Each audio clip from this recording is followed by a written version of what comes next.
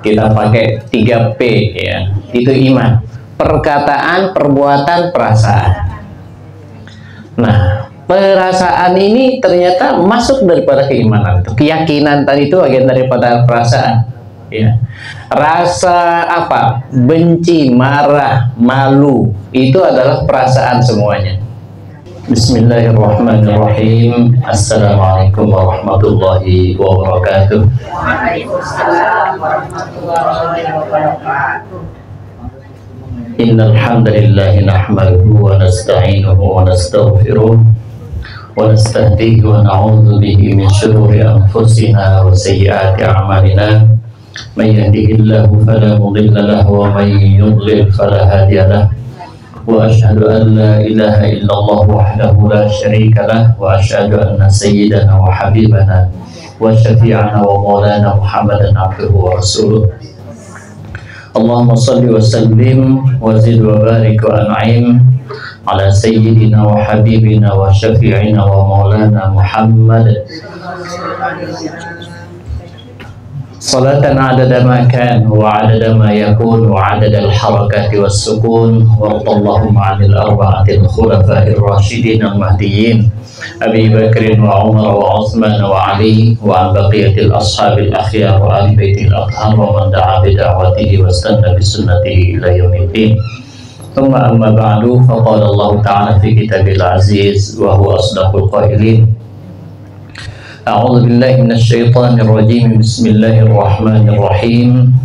Wal 'ashr innal insana lafi khusr illa alladhina amanu wa 'amilus solihati wa tawassaw bil haqq wa tawassaw bis sabr. Shadaqallahul azim.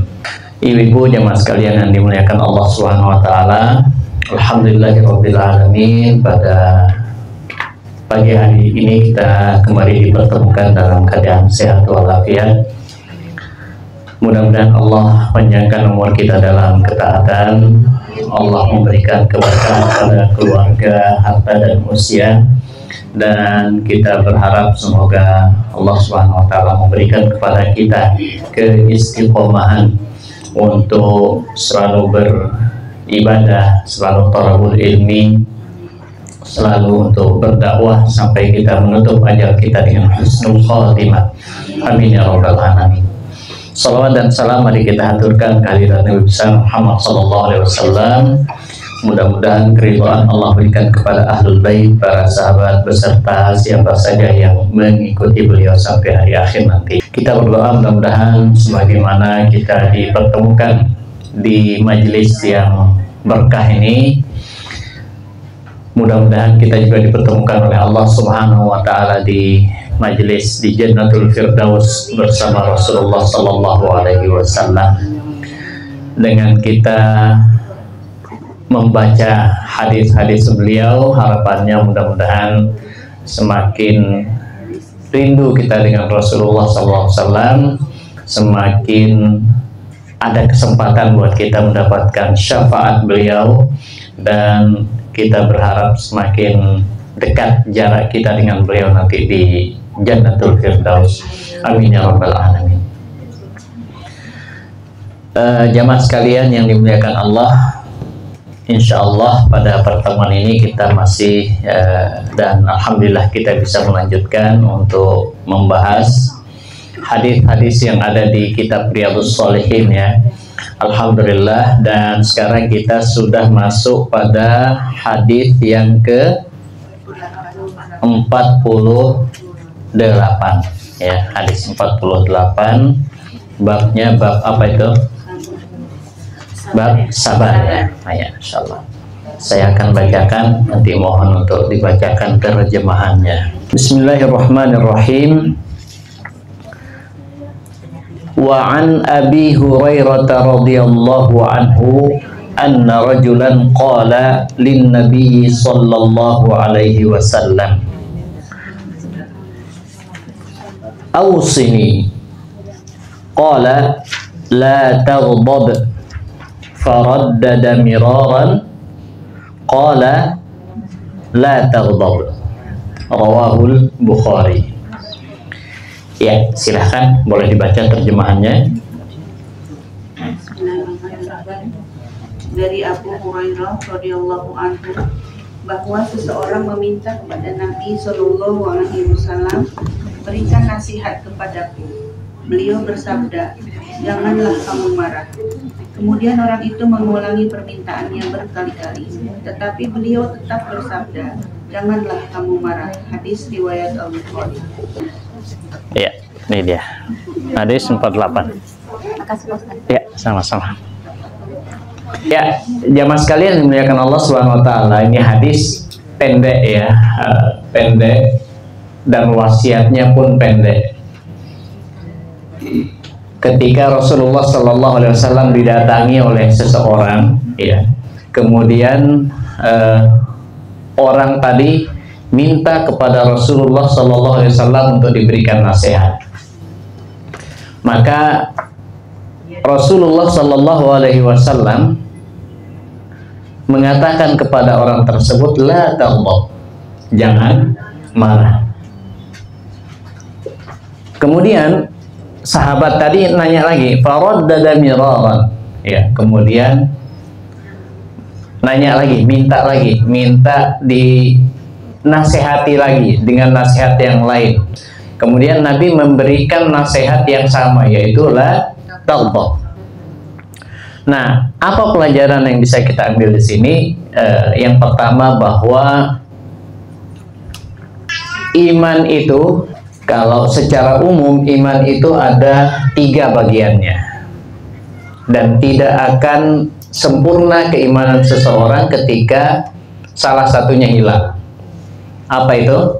Yang pertama adalah perkataan, ya, perkataan. Bagaimana perkataan itu? Ketika kita mengucapkan asyhadu alla ilaha illallah, la ilaha illallah, itu kan perkataannya. Kemudian perkataan ini tidak akan sempurna ketika tidak ada yang kedua, yaitu perbuatan. Ya, jadi perbuatan. Dari perkataan ini nanti akan muncul perbuatan. Ketika kita sudah mengucapkan la ilaha illallah Muhammadur Rasulullah, kita sudah percaya, ya, kita sudah mengikrarkan dengan lisan kita. Maka apa tuntutan daripada la ilaha illallah itu yang dilakukan di dalam perbuatan kita? Itulah namanya perbuatan. Iqrarun bil lisan wa amalun bil arkan. Ya. Jadi dengan arkan, dengan perbuatan kita sholat, kita berzakat, kita berhaji, kita baca Al-Quran, itu adalah bagian daripada perbuatannya. Nah, ada lagi bagian daripada iman itu adalah apa, Bu? Hati. Ya. Kolbu. Oke, kalau kita pakai 3P berarti tadi apa? Perkataan, perbuatan, apa kira-kira P yang 3 ini? Pakai P juga nggak apa-apa. Apa P apa kira-kira? Yang bisa jawab dapat cai karak. Ya, apa perasaan. Ya, perasaan, ya. Ini kita pakai 3P, ya. Itu iman. Perkataan, perbuatan, perasaan. Nah, perasaan ini ternyata masuk daripada keimanan itu. Keyakinan tadi itu bagian daripada perasaan, ya. Rasa apa? Benci, marah, malu, itu adalah perasaan semuanya. Dan itu diatur di dalam Islam. Ternyata perasaan ini juga bisa bernilai plus, bisa bernilai minus, bisa positif, bisa negatif, tergantung bagaimana kita menggunakannya. Makanya nasihat-nasihat daripada Rasulullah SAW itu banyak sekali yang berkaitan dengan 3 hal ini: perkataan, perbuatan, dan perasaan. Rasulullah SAW di dalam sebuah hadis yang lain, sebelum kita masuk ke sini, al-imanu bid'un wa sab'una syu'bah. Iman itu ada berapa? Beliau mengatakan 70 sekian cabang. paling tinggi adalah a'laha kalimatul la ilaha illallah. Yang paling tinggi daripada keimanan itu ketika kita mengucapkan la ilaha illallah. Ini yang menjadi barometer tertingginya atau ukuran utama daripada keimanan adalah ucapan la ilaha illallah. Tidak akan ada artinya amalan-amalan yang lain ketika tidak ada la ilaha illallahnya. Tidak mengakui tidak ada Tuhan yang patut disembah dengan sebenar-benarnya selain Allah. Ketika seseorang tidak mengikrarkan itu, maka amalan-amalannya akan tertolak, tidak ada maknanya. Ya. Maka dikatakan a'laha la ilaha illallah. Yang paling rendah kata Nabi apa? Adnaha imatatul adza anit thariq.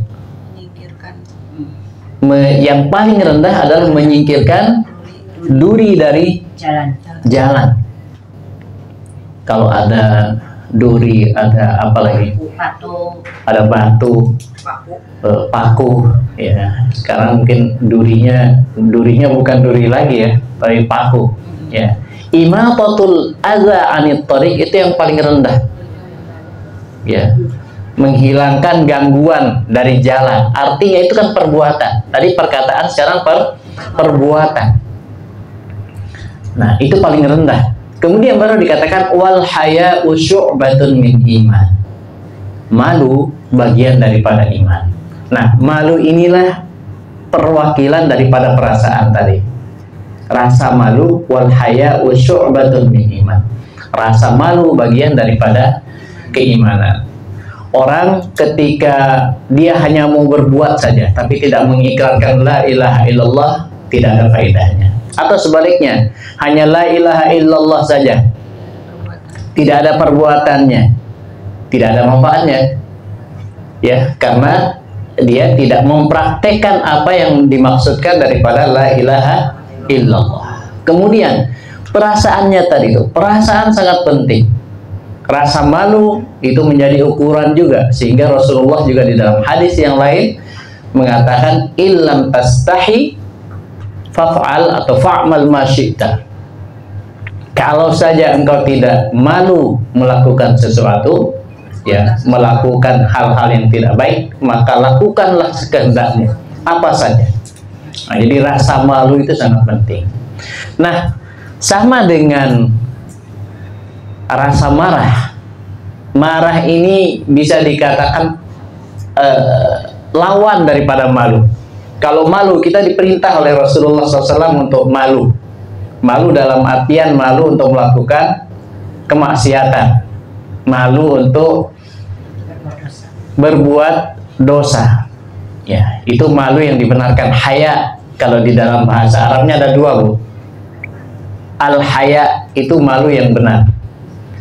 Ada yang namanya khojal. Khojal itu malu, ya, tapi malu yang keliru. Dengan kita malu-maluin, ya. Malu-maluin, ya. Khojal ini dia malu yang tidak pada tempatnya. Disuruh ngaji, ya, datang ke pengajian, wah saya malu. Nah, itu bagus nggak, Bu? Betul nggak? Malu yang begitu. Nah, datang ke taklim malu, belajar baca Al-Quran, wah saya sudah punya cucu misalkan, ya, malu. Nah, itu benar nggak, Bu? Malunya. Nah, itu malu yang tidak dibenarkan. Itu namanya khajal di dalam bahasa Arab. Nah, malu, kembali kita ke malu tadi. Malu itu diperintahkan. Sementara marah ini dilarang oleh Rasulullah SAW. Perasaan, ya, rasa marah itu adalah perasaan yang memang Allah berikan kepada semua manusia, sebagaimana rasa malu tadi. Dan itu adalah merupakan perubahan sikap dari seseorang, ya, ketika dia melihat sesuatu, ya. Kemudian apa yang terjadi? Wan nasu mutafawituna fi mabda'ihi wa atharihi. Ya. Dan banyak manusia itu, ya, berbeda-beda cara menyikapi marah ini. Marahnya itu bisa menjadi baik, bisa menjadi buruk, ya. Maka dikatakan di sini waman kana ghadaban fil batil aw la yastati'u at-tahakkuma fi ghadabihi idza ghadiba wa yajurruhu al-ghadabu litajawuzil haddi wa ifsadi dinihi wa dunyahu fa hadha huwa ghadabun madmum. Ada ghadab yang dikatakan ghadabun mahmud. Seseorang ada kalanya memang diperbolehkan untuk marah dan wajib dia marah. Marah itu pertama ketika apa? Memang diniatkan atas nama karena memang agama yang memerintahkan untuk marah. Marah dalam artian yang positif ya Bu ya. Marah yang produktif. Kalau seseorang melihat kemungkaran kemudian dia tidak ada kemarahan di dalam hatinya, maka artinya apa Bu? Ya dia tidak benar, dia tidak peduli. Makanya man ra'a minkum munkaran falyughayyirhu biyadihi. Rasulullah SAW mengatakan siapa yang melihat kemungkaran ya, maka hendaknya dia rubah kemungkaran itu dengan tangannya. Apa artinya tangan di sini Bu? Kekuasaan, kemampuan dia. Kalau secara urutan perintahnya adalah pertama pakai tangan dulu. Terus apa lagi? Wa man lam yastati fa bilisani. Kalau dia tidak mampu maka dengan perkataannya, lisannya. Wa man lam yastati fa bi qalbihi. Urutan terakhir itu adalah dengan hati. Tapi pada prakteknya kalau kita mau praktekkan mana yang duluan Bu? Hati dulu ya. Hati, mulut, baru tangan. Itu prakteknya. Ya. Jadi pertama adalah kita harus merasa tidak senang ketika ada anggota keluarga kita yang tidak menjalankan perintah Allah. Nah, itu dari hati. Kita rubah dengan hati itu. Baru kita nasihati dengan baik. Ya. Kemudian, kalaupun tidak, baru diperbolehkan kita untuk memukul. Pukulannya pun pukulan yang sifatnya mendidik. Ya. Ada pukulan yang mencederai, ada pukulan yang mendidik. Misalkan di bawah, kalau pukulan yang mendidik kita ya, di bawah ya, di bawah bagian kaki atau misalkan telapak tangannya ataupun yang lain ya. Kalau pukulan itu tidak boleh ke bagian wajah. Nah, itu tidak dibenarkan sekali di dalam agama kita. Baik, jadi itu ya, ghadabun mahmud. Ada marah yang memang dianjurkan. Seorang suami kepada istrinya ketika istrinya misalkan tidak baik ya, dia membangkang ya, selingkuh misalkan, itu bahasanya ya, maka hendaknya dia marah. Atau kebalikannya, ketika ada suami yang tidak tidak sesuai dengan syariat, maka dia juga diperintahkan untuk marah ketika dia melihat suaminya seperti itu. Nah, ini mahmud. Intinya adalah marah yang betul-betul di dalam kebenaran. Ketika dia melihat saudara-saudaranya misalkan dibantai, diambil haknya, maka ketika dia tidak marah, tidak ada perasaan tadi ingin mengingkari dengan hati, tangan ataupun perkataannya, maka perlu dipertanyakan keimanannya. Nah, itulah yang dinamakan ghadab. Ada juga marah yang tidak dibenarkan. Nah, ketika yang sifatnya mazmum itu ketika dia tidak menempatkan marah itu pada posisinya. Orang, dan ini memang tantangannya Bu ya, tantangan kita itu adalah di dalam hal-hal yang sifatnya mungkin bukan di agama, atau lebih kepada hal-hal yang sederhana yang di kehidupan sehari-hari kita. Marah kita di jalan atau gimana Bu? Kalau disalib, di macam-macam, atau kadang-kadang merasa disenggol sehingga keluarlah kata-kata yang tidak baik ya, keluar dari lisan tadi. Ketika dia marah keluar kata-kata yang tidak bagus. Nah, ini marahnya yang tidak benar, tidak produktif ya. Makanya dikatakan la taghdab tadi. Ya. Ada istilah apa? Senggol bacok. Ada senggol bacok ya. Itu seolah-olah apa ya, emosinya meluap-luap. Nah, ini memang karena pintunya setan digunakan itu. Ya, makanya tadi wasiatnya adalah la taghdab. Ya, jangan sekali-kali marah. Maksudnya di dalam hal-hal yang seperti itu. Baik, kemudian ya. Ya, tadi sudah marah yang tidak diperbolehkan. Ya, kemudian wa fi hadzal hadis yahki Abu Hurairah radhiyallahu anhu anna rajulan ismuhu Jariyah ibnu Qudamah. Di sini disebutkan nama daripada sahabat tadi, namanya Jariyah bin Qudamah, yang dia itu meminta wasiat kepada Rasulullah sallallahu alaihi wasallam, ya. Ternyata wasiatnya adalah la taghdab, jangan sampai marah, ya. Dan di sini maksudnya adalah tadi wahwa mahmulun 'alal ghadabil mazmum. Yang dilarang oleh Nabi kepada sahabat ini adalah marah yang tercela tadi. Marah yang tidak dibenarkan itu. Ya. Nah, kemudian beliau mengatakan la'alla sa'il kana ghadaban, bisa jadi karena yang bertanya ini ketahuan atau ditahu emosian orangnya, maka itu nasihat Nabi, la taghdab. Ya. Mungkin dia minta nasihat, bayangannya disuruh puasa Senin Kemis gitu kan, atau disuruh baca Al-Quran, tapi ternyata nasihatnya satu, la taghdab. Ya.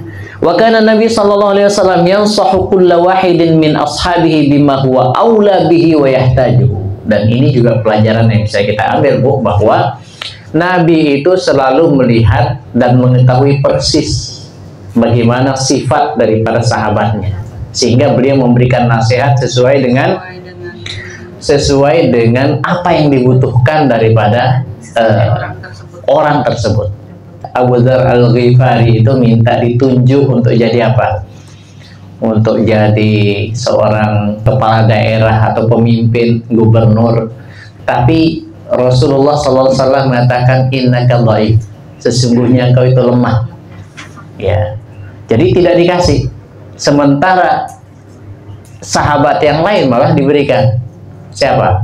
Abdullah bin Umi Maktum yang buta, yang secara penglihatan beliau tidak bisa melihat, tapi bisa menjadi amir, menjadi gubernur ketika beliau keluar untuk berperang. Jadi tergantung melihat. Abu Dzar itu orangnya, Bu, memang betul-betul zuhud, dalam artian sudah tidak mau urus dunia lagi. Nah, kalau yang begitu terus disuruh jadi gubernur gimana, Bu? Artinya betul-betul memang ibadah saja, menyendiri, ya, menyendiri dalam artian yang benar, ya. Betul-betul apa, ingin beribadah. Nah, di situ Nabi mengatakan innaka dhaif, ya, engkau itu lemah. Ya. Dan ada lagi, ya, ketika ada sahabat yang ingin meninggal, yang akan meninggal dunia, mau sodakoh, boleh nggak saya bersodakoh dengan seluruh harta, Bu? Hartanya banyak, anaknya sedikit. Nah, ini berbeda dengan sebagian kita, anaknya banyak, hartanya sedikit, ya. Nah, jadi mintanya begitu, ya. Boleh nggak saya bersedekah dengan semua harta saya? Dia mengatakan jangan, ya, kasih kepada keluargamu dulu. Sudah cukup, wahai Rasul. Kalau setengahnya gimana? Wah, itu luar biasa. Ya, sampai dikatakan paling maksimal bagaimana kalau sepertiga? Cukup. Oke, kalau sepertiga silahkan. Bersedekahlah dengan sepertiga. Nah, jadi demikian, ya, tentang nasihat Rasulullah kepada sahabat-sahabat yang lain. Pernah ada sahabat yang mau berperang, didoakan, minta didoakan untuk apa, Bu? Mati syahid, mati di saat berperang. Tapi doanya Nabi lain. Ya Allah, selamatkan dia, berikan dia apa? Harta yang banyak, perbanyak anaknya, berkahi. Oh, luar biasa. Jadi tergantung kepada yang diperlukan atau dibutuhkan oleh sahabat tersebut. Begitulah wasiat atau nasihat daripada Rasulullah Shallallahu Alaihi Wasallam. Kemudian waqad jama'a sallallahu alaihi wasallam fi qawlihi la taghdab khairayid dunya wal akhirah li'anna al-ghadaba ya'ulu ila at-taqatu wa man'ir rifqi wa rubbama ala ila idza'il maghdubi alaihi. Wasiat untuk la taghdab, jangan marah, itu membawa seseorang ternyata tidak hanya untuk kebahagiaan di dunia saja, tapi malah mendapatkan kebahagiaan dunia dan akhirat. Ya, banyak sekali kalau kita bisa ambil pelajaran dari hadis ini, Bu. Orang itu berantakan rumah tangganya, terus apa lagi? Ya, berantakan karirnya, ya, usahanya itu karena faktornya mungkin sepele, marah saja, dan dia tidak bisa mengendalikan marahnya itu. Ya. Sebaliknya, ketika dia bisa mengendalikan emosinya, maka banyak sekali kesuksesan yang dia akan dapatkan di dunia. Ya, bahkan ya dengan dia menahan, menguasai dan mengondisikan marahnya, dia bisa mendapatkan kebaikan di akhirat. Orang yang tidak pemarah biasanya apa jadinya, Bu? Sabar. Bersabar, dia akan menahan emosinya, orangnya stabil. Nah, ini yang memang perlu untuk kita latih, kita berusaha. Ya, mungkin latihannya di mana? Ya, nanti latihannya di jalan. Ya. Pertama latihannya di jalan. Ya, ya, sabar tidak. Ya, kalau di kampung mungkin gampang latihannya. Ya, ke pengajian jalan kaki pas lagi hujan-hujan, ya, tentunya ada apa? Ada mobil lewat, sus gitu kan, kena siram. Nah, gimana kira-kira emosi yang pandai, ya? Nah, apa yang dilakukan di dalam Al-Quran itu kan dikatakan cara kita mengendalikan emosi itu ada berapa, Bu? 3 levelnya. Ya, levelnya itu 3. Ya. Di dalam hadis itu dikatakan, di dalam ayat itu dikatakan wal kadhiminal ghaidha wal 'afina 'anil nas wallahu yuhibbul muhsinin. Nah, ini levelnya. Pertama, ketika kita sudah mau marah, maka tahan marahnya. Ditahan emosinya. Mungkin bisa dia lampiaskan, mampu dia lampiaskan, tapi ketika dia bisa menahan tadi, nah itu dia sudah bisa melalui level pertama. Ada anak-anaknya kecil lagi, ya. Kalau kira-kira gitu kan masih bisa itu, nggak ada yang bisa melawan kan? Ya apalagi, nah itu.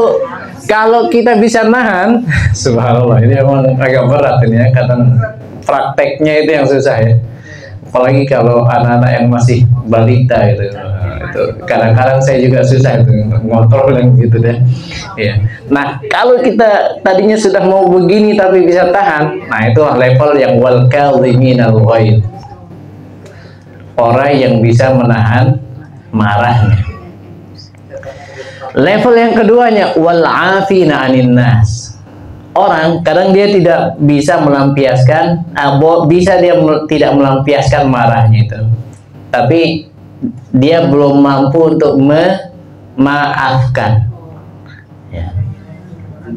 Ya, tiada maaf bagimu, ya waduh. Ya, walaupun dia sudah ya waktu pacaran gitu, ya, tiada maaf bagimu ya. Ya, jadi tadi dia sudah bisa menahan amarahnya, tapi mungkin belum tentu dia memaafkan orang. Ya, saya nggak memaafkan gitu, tapi saya tertahan emosi. Saya sudah menahan emosi saya, marah tapi tidak memaafkan.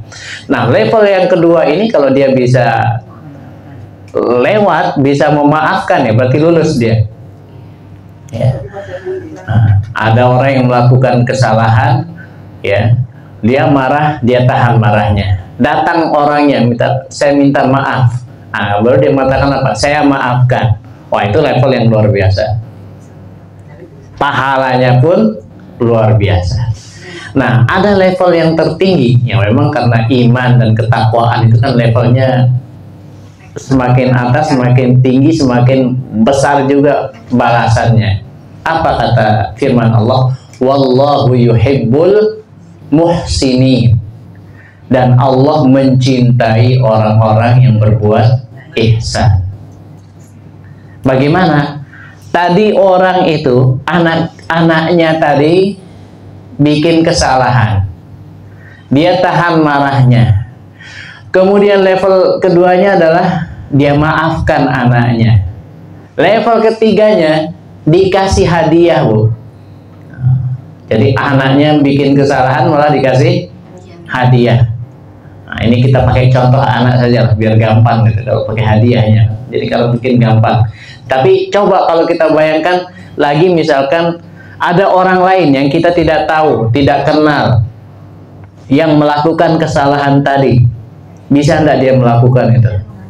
Ya, dia melakukan kesalahan, tiba-tiba marah, kemudian apa lagi? Dia tahan marahnya, dia maafkan orang itu, tiba-tiba dia ngasih hadiah kepada orang yang menjadikan dia marah tadi, yang berbuat kesalahan. Nah, itu level yang paling tinggi. Ya, nah, ini pernah terjadi di zaman Abu Bakar As-Siddiq kan demikian juga. Abu Bakar As-Siddiq ketika pernah terjadi hadisul ifki, ya, tahu hadisul ifki, Bu? Ketika Aisyah radhiyallahu anha difitnah oleh orang-orang munafik, ya. Nah, apa yang terjadi? Ketika difitnah itu kan, emosi juga Abu Bakar, ya.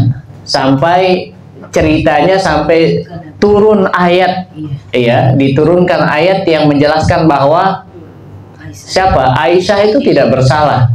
Nah, Abu Bakar As-Siddiq karena mengetahui bahwa orang yang menyebarkan, dalam artian yang termakan oleh isu itu, oleh isunya orang munafik itu adalah orang-orang yang ada, yang ditanggung oleh Abu Bakar nafkahnya. Beliau apa? Berjanji, bersumpah untuk tidak memberikan lagi nafkahnya. Dan itu diingatkan oleh Allah Subhanahu wa taala, wala ya'tali ulul fadli minkum was-sa'ati ayyu tu ulil qurba wal masakin wal muhajirin fi sabilillah wal ya'fu wal yasfahu ala tuhibbuna ay yaghfirallahu lakum wallahu ghafurur rahim. Jadi Abu Bakar As-Siddiq pun sempat tidak sampai ke level itu, dan diingatkan oleh Allah, tidak sepantasnya seseorang bersumpah, ya, orang yang mampu untuk memberikan nafkah, untuk bersumpah untuk tidak memberikan nafkah lagi kepada orang itu, kepada orang-orang terdekatnya, kepada orang miskin, kepada orang yang berhijrah di jalan Allah, ya. Maka apa kata Allah? Wal ya'fu wal yasfahu, ya, hendaknya dia memberikan maaf dan dia lapangkan dadanya. Apa balasannya? Ala tuhibbuna ayyaghfirallahu lakum. Maukah engkau, maukah kalian itu diampuni oleh Allah Subhanahu wa taala? Nah, demikian ternyata keutamaan daripada la taghdab tadi. Wallahu a'lam bishawab. Baik, ini kita bahas hadis yang pendek ini dengan cukup panjang lebar, ya. Mudah-mudahan intinya kita bisa mengamalkan, ya, mengamalkan hadis ini insyaallah taala. Baik, selanjutnya kita masuk ke hadis yang lainnya. Wa an Abi Hurairah radhiyallahu anhu qala Rasulullah sallallahu alaihi wasallam, ma yazalul bala'u bil mu'mini wal mu'minati fi nafsihi wa waladihi wa malihi hatta yalqa Allah ta'ala wa ma alaihi khati'atun. Rawahu Tirmidzi wa qala haditsun hasanun sahih. Ya, silakan dibaca. Rasulullah SAW bersabda, bala itu selalu ada pada orang mukmin dan mukminah dalam dirinya, anaknya dan hartanya. Dia bertemu dengan orang tanpa membuat dosa. Dan riwayat Tirmidzi, dia berkata, hadis hasan sahih. Ya. Baik, terima kasih. Ya, sekarang kita coba untuk masuk ke hadis berikutnya tentang musibah. Ini masih juga masih di bab sabar. Rasulullah SAW bersabda, "Ma yazalul bala'u bil mu'mini wal mu'minati fi nafsihi wa walidihi wa waladihi wa malihi." Bala itu apa? Cobaan. Bala ya. Bala itu konotasinya tidak baik. Tapi kalau dijadikan dua itu konotasinya enak. Bala-bala ya. Intermezzo dikit ya dari ini ya. Al-bala ya.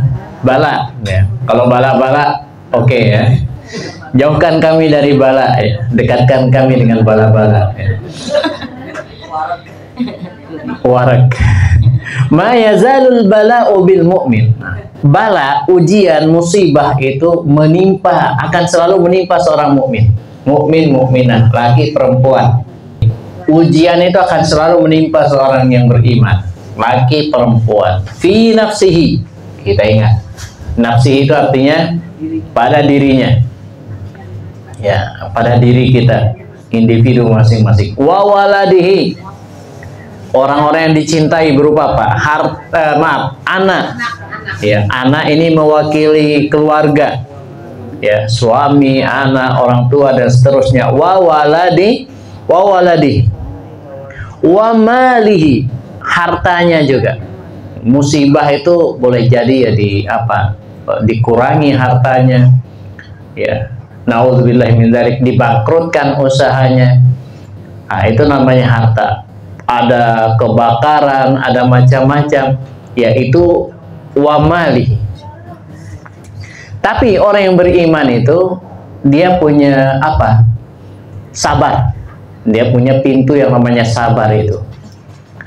Karena dia bersabar, maka baru dikatakan hatta yalqallaha ta'ala wa ma alaihi khati'ah. Jadi ujian-ujian tadi Bu, itu sebagai apa? Penggugur dosa, pengangkat derajat. Ada dua fungsinya, mengangkat derajat seseorang atau menggugurkan dosanya.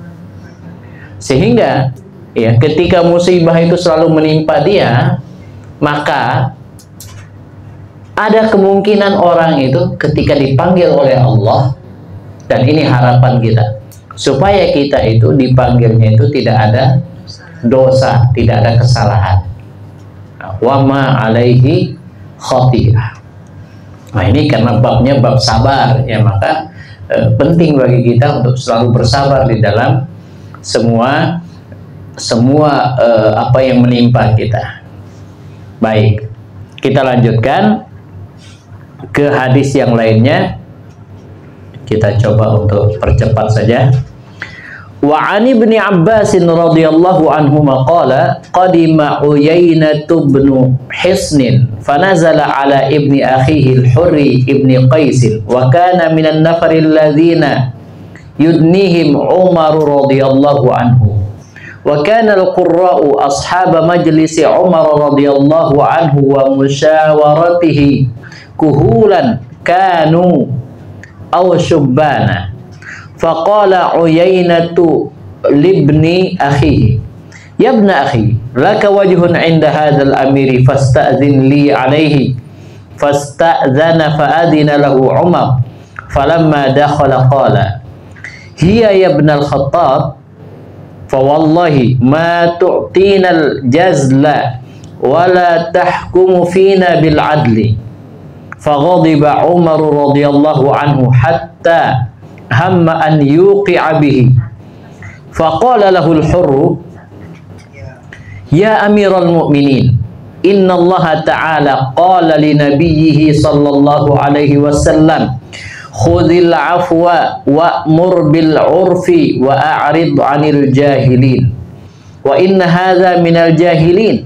Wallahi ma jawazaha Umar hina talaha wa kana waqqafan 'inda kitabillahi ta'ala. Rawahul Bukhari. Ya, silahkan dibaca. Uyainah ibnu Hisn tiba di Madinah. Dia singgah di rumah putra saudaranya Al-Hur ibnu Qais. Dia adalah di antara sekian orang yang didekatkan oleh Umar radhiyallahu anhu.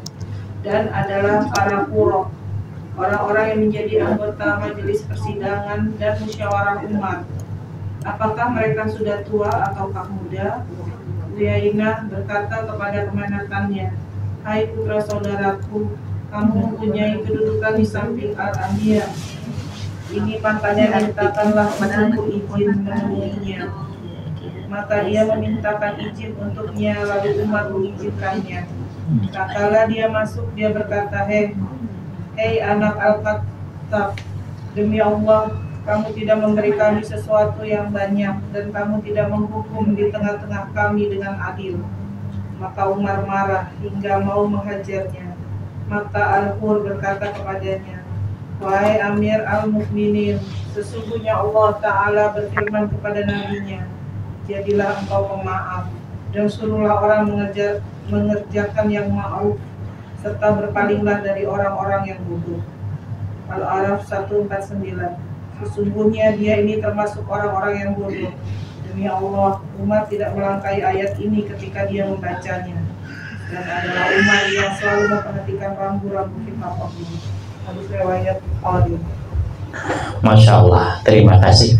Iya, ini hadis bercerita tentang satu kondisi atau satu situasi ketika Umar bin Khattab menjadi Amirul Mukminin, ya, setelah Abu Bakar As-Siddiq radhiyallahu anhu. Ya, kemudian ini diriwayatkan dari Ibnu Abbas radhiyallahu anhuma yang menjelaskan tentang seseorang, ya, yang bernama Uyainah ibnu Hisn, ya. Yang di sini kita bisa mengambil beberapa pelajaran daripada hadis ini. Manzilatu qurra'il Qur'an wa humul ulama al-amilun bi ahkamihi la al-mutakassibuna bi tilawatihi fil ma'atimi wal afrah atau ma'atimi wal afrah. Jadi Umar bin Khattab memberikan posisi yang sangat tinggi, ya, kepada para ulama, pada qurra'ul Quran, ya, di zaman beliau, ya. Qurra di sini adalah mereka yang mengamalkan tentunya Al-Quran itu, yang mereka ahli Quran, ya, dekat dengan orang-orang atau dengan yang alim terhadap Al-Quran, ya. Itulah Umar bin Khattab radhiyallahu anhu. Mungkin ada orang-orang yang memang di situ orang-orang kaya, orang-orang macam-macam, tapi bukan itu yang menjadi patokan Umar bin Khattab. Mengapa orang-orang menjadi orang-orang terdekatnya? Nah, yang dijadikan patokan adalah ilmunya dan amalnya. Begitu Umar bin Khattab, karena dikatakan tadi, wa kana al-qurra'u ashaba majlisi Umar. Ya, jadi para qurra lah yang menjadi teman-teman duduknya Umar bin Khattab. Jadi bayangannya Amirul Mukminin itu siapa, Bu? Lebih tinggi dari presiden, lebih tinggi daripada satu amir. Dia adalah Amirul Mukminin. Ibaratnya itu khalifah, dia menjadi apa? Pemimpin dunia. Tapi yang dijadikan orang-orang terdekatnya itu, bayangannya kalau sekarang misalkan ada pemimpin-pemimpin dunia itu siapa yang dipilih? Yang banyak duitnya, yang banyak apa? Yang dia punya power, punya kekuasaan dan seterusnya. Tapi Umar bin Khattab tidak. Ya, bukan itu yang menjadi patokannya. Itu nomor sekian. Ya, tapi yang dijadikan patokan adalah para ulama, para qurra dan seterusnya. Nah, mereka itulah yang dijadikan penasehat mereka, penasehat beliau. Ya, ketika ada hal-hal sesuatu, maka mereka yang menasehati. Masya Allah. Ya. Kemudian pelajarannya juga adalah yang bagi liwaliyil amri mujalasatul qurra wal fuqaha. Nah, tadi dikatakan, maka dari hadis ini, kalau ada, ya, para pejabat, para penguasa, jangan sampai jauh-jauh dari orang-orang seperti itu, ya, orang-orang alim, orang-orang yang fuqaha, supaya mereka yang bisa memberikan nasihat yang betul-betul karena Allah Subhanahu wa Ta'ala. juga pelajarannya ra'yu ahli ilmi la yakunu bihawan wala li maslahah bal yakunu nusratan lillahi wa rasulihi sallallahu alaihi wasallam.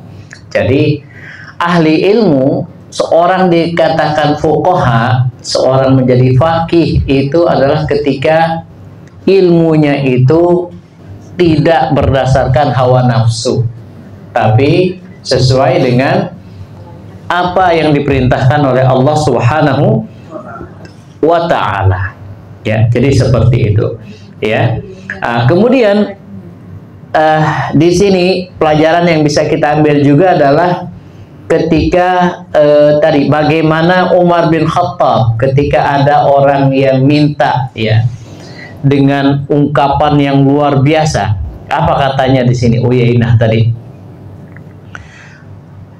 Ya ibnal Khattab. Ini kan dikatakan hiya ya ibnal Khattab, ya. Fa wallahi ma tu'tinal jazla wa la tahkum fina bil adl. Ya, apa artinya tadi itu, Bu? Boleh diterjemahkan? Demi Allah, kau tidak memberi kami dengan pemberian yang banyak dan tidak pula adil dalam memberi keputusan. Nah, itu ya. Demi Allah wahai Umar bin Khattab, tidak mengatakan Amirul Mukminin, engkau tidak memberikan kepada kami pemberian yang banyak. Maksudnya kepada orang-orang selain apa? Orang-orang dekatnya tadi itu. Mungkin yang dimaksud adalah harta ataupun yang lain. Wala tahkum bil adl. Engkau juga tidak bisa berlaku adil. Padahal Umar bin Khattab itu orang yang paling apa? Paling adil. Kemudian Umar bin Khattab orang yang paling perhatian terhadap rakyatnya. Coba dibayangkan kalau misalkan itu terjadi pada kita atau mungkin ya pejabat-pejabat yang yang tidak bisa mengondisikan emosinya. Dibilang Anda tidak adil, Anda zalim, gimana kira-kira?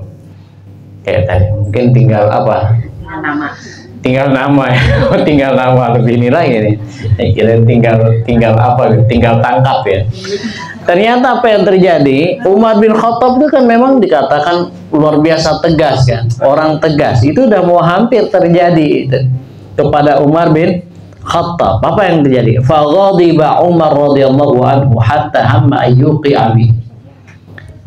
Jadi Umar bin Khattab marah sampai ingin ditinggal namakan itu orang tadi, ya. Tapi inilah pelajarannya, ya. Ada seorang yang terdekat tadi mengatakan Al-Hur, ya, radhiyallahu anhu mengatakan, ya Amirul Mukminin, diingatkan dengan ayat Al-Quran. Wahai Amirul Mukminin, sungguh Allah itu telah mengatakan kepada nabinya, khudhil afwa wa'mur bil urfi wa a'rid 'anil jahili. Peringatannya apa? Memaafkan. Wahai Umar, ini firman Allah kepada nabinya, khudhil afwa, berikan maaf. Kemudian ya, wa'mur bil urfi, perintahkan yang baik-baik saja. A'rid 'anil jahilin, berpalinglah dari orang-orang yang jahil. Bahwa seorang dari kaum Ansar bertanya, wahai Rasulullah, maukah engkau mempekerjakan aku sebagaimana engkau mempekerjakan fulan? Lalu beliau bersabda, sesungguhnya sepeninggalanku nanti kalian akan menjumpai orang yang mementingkan diri sendiri. Maka bersabarlah kalian hingga kalian menyumpaiku di haud telaga surga. Muttafaq alaih. Ya, baik, terima kasih. Ya, itu aja ininya ya, kalau yang di bawah adalah penjelasan saja. Ya, ini hadisnya dari Ibnu Mas'ud radhiyallahu anhu bahwasanya Rasulullah sallallahu alaihi wasallam bersabda, "Innaha satakunu ba'di atharatun wa umurun tunkirunaha." Jadi Rasulullah sallallahu alaihi wasallam mengingatkan bahwa akan terjadi setelahku. Nah, ini adalah merupakan nubuwah daripada Rasulullah sallallahu alaihi wasallam, ya. mukjizat daripada Rasulullah SAW untuk mengetahui apa yang terjadi setelah beliau, karena izin daripada Allah Subhanahu wa ta'ala, wahyu dari Allah Subhanahu wa ta'ala kepada beliau. Atharah itu artinya al-infiradu bisyai' amman lahu fihi haq. Ya, mungkin apa diartikan sih tadi? Menyendiri ya. Menyendiri? Ya. Mementingkan diri sendiri, nafsi itu atharah. Ya, ini sudah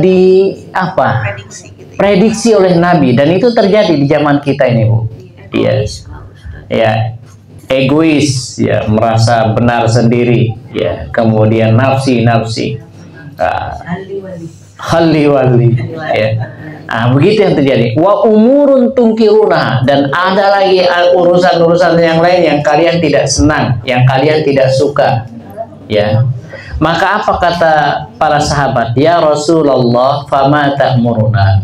Wahai Rasul, apa yang engkau perintahkan kepada kami apabila itu terjadi pada kami? Nah, apa jawabannya, Bu? Kalian menunaikan hak yang wajib atau di atas kalian. Iya. Terus? Dan memohon kepada Allah apa yang menjadi hak kalian. Tu'addunal haqqal ladzi 'alaikum.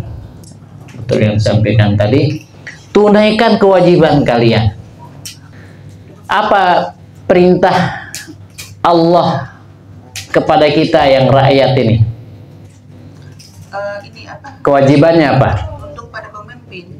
Iya, betul. Jadi apa?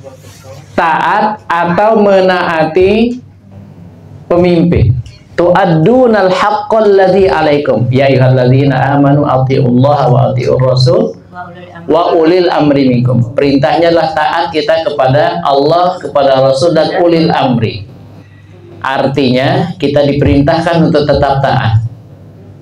Taat dalam artian, ya, bukan berarti tidak boleh protes, ya, karena memang dalam undang-undang kan boleh kita untuk demo, untuk macam-macam boleh, tergantung negaranya.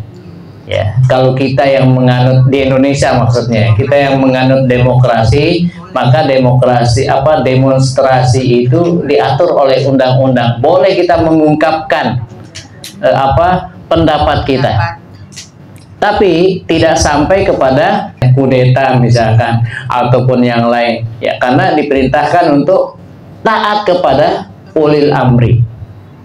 Nah, itu namanya wa ulil amri minkum, ya. Atau jangan sampai ngaku jadi presiden sendiri kan, Ibu, padahal belum dipilih dan ngaku jadi pemimpin untuk presiden. Nah, itu tu'addunal haqqal ladzi 'alaikum.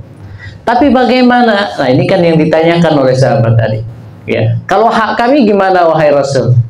Tas'alullahal ladzi lakum. Ya. Tadi kewajiban kita sudah tunaikan. Kalau ada hak-hak kita yang belum diberikan oleh pemimpin, oleh raja, oleh presiden, oleh gubernur, oleh apa saja, siapa saja mereka itu, tas'alunallahal ladzi lakum. Kita minta kepada Allah Subhanahu wa ta'ala. Nah, jadi intinya di sini kita bukan berarti, sekali lagi, bukan berarti kita pasif, tapi kita betul-betul menyerahkan semuanya itu kepada Allah Subhanahu wa ta'ala. Banyak hak-hak yang mungkin kita tidak dapatkan, ya, kita merasa tidak adil, oh ini tidak adil, itu tidak adil, kita serahkan semuanya kepada Allah Subhanahu wa ta'ala. Nah, ini perintah Rasulullah SAW kepada kita. Bahkan di dalam hadis yang lainnya tadi, ya, ketika seseorang minta kepada Rasulullah SAW, minta untuk dijadikan pegawai, ya, itu tadi itu, ala tastamilni ya Rasulullah, ya, kama stamal fulanan, ya, apakah maukah engkau jadikan aku ini menjadi pegawaimu wahai Nabi, sebagaimana engkau jadikan si fulan? Nabi tidak mengiyakan, tapi beliau justru ingin menyampaikan, memberikan yang lebih baik dari itu kepada sahabat tadi. Innakum satalqauna ba'di atharah. Nanti setelahku ini kau akan melihat orang-orang itu banyak yang selalu mementingkan dirinya sendiri. Ya. Kemudian apa kata Nabi? Fasbiru, banyak sabar. Ya, perbanyak sabar hatta talqauni 'alal haudi, sampai engkau berjumpa denganku nanti di haud, artinya di telaga. Ya, dan inilah yang kita temukan sekarang, banyak kezaliman, banyak penindasan, kesenjangan sosial. Ya, kita sudah berpuluh-puluh tahun merdeka, ada ternyata saudara kita yang belum merdeka, merasakan kemerdekaan. Nah, ini apa yang dilakukan? Di samping kita berdoa dan seterusnya, fasbiru, kita diperintahkan untuk bersabar sampai kita nanti bertemu dengan Rasulullah SAW alal haudi. Dan itulah pertemuan yang paling berharga, pertemuan yang paling mulia, yang itu tidak bisa digantikan hatta walaupun dengan dunia dan seisinya. Ya, maka kita selaku orang yang beriman, yang paling utama itu adalah ternyata kita punya pandangan yang lebih jauh daripada dunia, bahwasanya masih ada akhirat. Walal akhiratu khairul laka minal ula, wal akhiratu khairun wa abqa. Mudah-mudahan kita termasuk orang-orang yang mendapatkan kebahagiaan di dunia dan di akhirat, insya Allah. Amin ya rabbal alamin. Mungkin itu saja yang dapat saya sampaikan. Kita sisakan satu hadis ya, untuk mudah-mudahan Allah pertemukan kita nanti di pertemuan berikutnya, dan kita masuk ke bab berikutnya nanti insya Allah dengan bab sidqi, ya, bab yang keempat. Aku qouli hadza, kalau ada yang mau ditambahkan, ditanyakan, saya persilakan sebelum kita tutup. Ya, silakan. Tadi yang ayat yang Baharin Anil Jahilin itu Ustaz. Iya. Mungkin untuk masa sekarang itu definisi orang jahil itu seperti apa Ustaz? Karena kan sekarang kan zamannya sudah canggih ya. Kalau dulu jahil mungkin orang yang tidak tahu apa-apa atau bagaimana gitu. Iya. Ini yang kita perlu hindari Ustaz ya, orang jahil ini. Ini yang di zaman ini orang seperti apa? Baik, terima kasih. Ada pertanyaan. Jahil, orang jahil ini apa definisi jahil masa kini atau zaman sekarang? Jahil zaman now seperti apa itu, Bu? Ya. Kita diperintahkan oleh Allah untuk berpaling menjauhi orang-orang jahil. Bukan apakah dia berarti jahil ini dia tidak bisa baca tulis. Mungkin dia bisa baca tulis, bahkan mungkin sarjana, profesor, bahkan doktor, ya. Doktornya nggak main-main gitu ya. Ada yang 1,5 tahun sudah jadi doktor gitu, misalkan ya. Boleh jadi dia bertitel tapi bisa jadi jahil. Ya, apa itu jahil, Bu? Ya, jahil di sini maksudnya adalah, kalau jahil pada jahil kekinian itu adalah orang yang berbicara tapi bukan kapasitasnya. Itu mungkin salah satu definisi jahil. Ya, makanya berhati-hati, apalagi di era-era medsos ini banyak orang bisa ngomong apa saja. Modalnya cuma apa, Bu? Modal kuota saja, ya. Dan tinggal nanya ke Chat GPT, udah langsung bisa jawab tuh, ya. Tapi jawabannya adalah Chat GPT, ya. Maka berhati-hati. Arid anil jahilin, berpaling dari orang-orang yang jahil. Orang yang jahil bisa juga artinya adalah dia berbicara, tadi pertama berbicara tidak sesuai kapasitas. Ada juga orang yang berbicara bukan urusannya. Yang bukan urusannya dia bicarakan, berarti dia jahil. Maka di sini kita diperintahkan untuk wa'arid anil jahil. Wallahu a'lam bishawab. Gitu ya. Ada yang lain? Gimana, Bu? Silat lidah. Gimana dia bersilat lidah? Ini perlu definisikan ini, bersilat lidah ini. Ya. Ya, jadi kebersilat lidah itu adalah ya kalau misal ya ketika dia berbohong ya, orang yang mungkin ya itu di antara ayatul munafik kan, justru ciri-ciri orang yang munafik itu adalah ketika dia idza haddatsa kadzaba. Ya, ketika dia berkata dia dusta, maka berhati-hatilah kita dari lisan ini. Makanya nanti ada bab ya, babnya setelah bab sabar itu cocok itu langsung bab sidik, berkata jujur ya. Jadi seperti itu ya. Jujur itu apa? Jujur itu memang tidak enak, tapi akhirnya enak ya. Ya, orang bisa jadi jujurnya tapi pahit ya. Tapi yang sesuatu yang pasti manis adalah cucur. Kue cucur. Nutupnya juga pakai ini ya, pakai lucu aja ya. Baik, itu mungkin ya, insyaallah ibu-ibu yang dimuliakan Allah. Mohon maaf kalau tidak bisa panjang-panjang. Udah jam 1:30 nih, saya mau azan.